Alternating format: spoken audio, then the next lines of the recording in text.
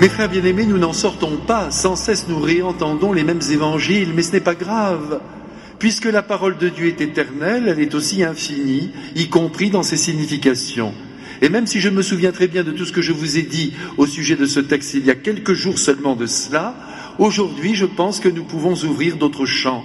Évidemment, c'est toujours la même chose que je vous dis, mais c'est pas grave. À chaque fois, la sagesse de Dieu descend encore plus profondément dans notre cœur et surtout dans notre esprit et nous transforme lentement, lentement, lentement. Et vous savez, même au moment de la mort, quelques minutes avant de fermer les yeux, si nous avons le bonheur d'être lucides, nous dirons au Seigneur que nous n'avons pas vraiment compris son évangile et surtout que nous ne l'avons pas mis en pratique et nous lui demanderons pardon. Il dira: ne t'inquiète pas mon petit, avance maintenant vers la lumière absolue que je suis. Alors mes frères bien-aimés, aujourd'hui en tout cas, il faut que nous retirions quelques leçons de cet évangile. Vous avez vu que notre Seigneur met en scène un juge qu'il dit sans justice, et en effet c'est la vérité, puisqu'une pauvre veuve qui n'a personne pour la défendre vient frapper à la porte de son étude pendant des jours et ne reçoit pas de réponse, et puis finalement comme il a envie de dormir, il finit par lui donner raison et il accorde ce qu'elle lui demande. Jésus s'appuie sur cet exemple qu'il a inventé de toutes parts pour nous faire comprendre que nous devons persévérer dans la prière et crier, comme il dit, jour et nuit devant la face de Dieu pour obtenir ce que nous attendons.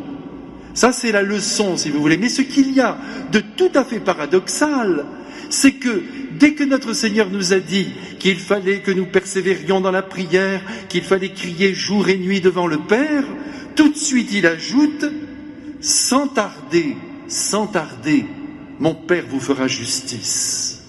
Voyez comme apparemment c'est paradoxal, mais ça ne l'est pas. Jésus dit, avec votre foi, vous insistez près de mon Père, mais si votre foi est profonde, ne vous inquiétez pas, il ne tardera pas à vous exaucer. C'est à l'heure juste, mes frères bien-aimés, que Dieu nous exauce. Mais attention, cette heure, ce n'est pas la nôtre, c'est la sienne.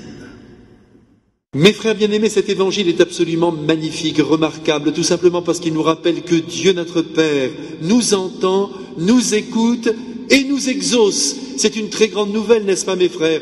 Parce que souvent nous avons l'impression que son silence pèse lourd et qu'apparemment il ne nous entend pas, il ne nous écoute pas, il ne nous exauce pas. Attention mes frères, gardez la foi, je vous en prie.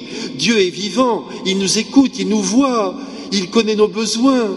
Soyez dans la paix, soyez confiants. Jésus aujourd'hui vient nous l'expliquer en utilisant comme toujours une belle parabole dont il a le secret. Voyez mes frères bien-aimés comme Jésus est un poète et comme il veut que cette réalité de l'assistance de Dieu dans notre vie pénètre vraiment dans notre cœur. Et pour que ça pénètre, il nous raconte une histoire parce qu'il sait que nous ne retenons que les histoires. Les concepts, c'est bien beau, mais nous les oublions. Nous savons tout par cœur. Mais quand nous voyons une belle histoire qui se déploie devant nos yeux, eh bien, nous sommes tentés d'adhérer avec plus de force, avec plus d'acuité, si vous voulez, à ce qui nous est dit. Et aujourd'hui, Jésus met en scène, c'est une pure invention. Mais attention, ces inventions-là sont plus réelles que le réel. Jésus met en scène un juge, sans justice d'ailleurs, un juge qui se fiche de tout le monde, même de Dieu. Et vous savez, quand on n'a ni Dieu ni maître, on fait n'importe quoi. Alors il y a une pauvre petite veuve qui est là, qui vient frapper à sa porte. Rends-moi justice, et ce juge n'en a rien à faire. Et il dort tranquille, mais cette femme insiste, parce qu'il fait partie aussi de la psychologie des femmes d'insister. Elles sont comme ça, les femmes, normalement. Elles sont vaillantes, elles sont persévérantes, surtout quand on touche le bien des poussins. Regardez même une poule, rentrez dans un poulailler, vous allez voir. Si vous approchez des poussins, tout de suite, elles lèvent le bec. C'est comme ça que sont les femmes, et c'est comme ça qu'elles sont belles. C'est comme ça que nous les aimons, comme des guêpes, bzzz, ça tourne autour.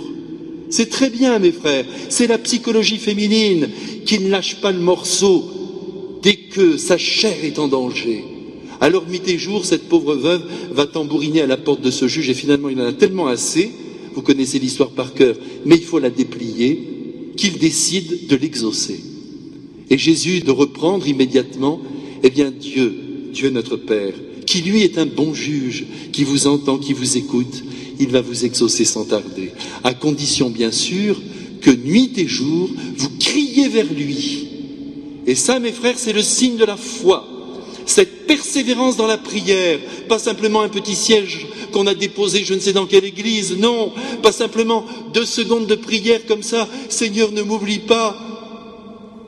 Pour que notre foi soit vraiment un roc en nous, que nous puissions nous appuyer sur elle, il faut tout simplement qu'elle soit fortifiée par cette attente de Dieu. Et quelquefois, notre Seigneur Jésus-Christ met du temps à nous exaucer pour que notre foi se fasse plus vigoureuse à travers cette patience qu'il exerce. C'est ce que nous devons comprendre. Cependant, vous avez vu, mes frères, à la fin de cet évangile, il y a une inquiétude qui sort de la bouche du Christ. Mais, quand je reviendrai, quand le Fils de l'homme reviendra, c'est lui le Fils de l'homme, trouverai-je la foi sur la terre? C'est-à-dire, trouverai-je des hommes et des femmes qui prient nuit et jour et qui me font confiance? Je ne dis pas que Jésus a l'air d'en douter, mais il s'inquiète.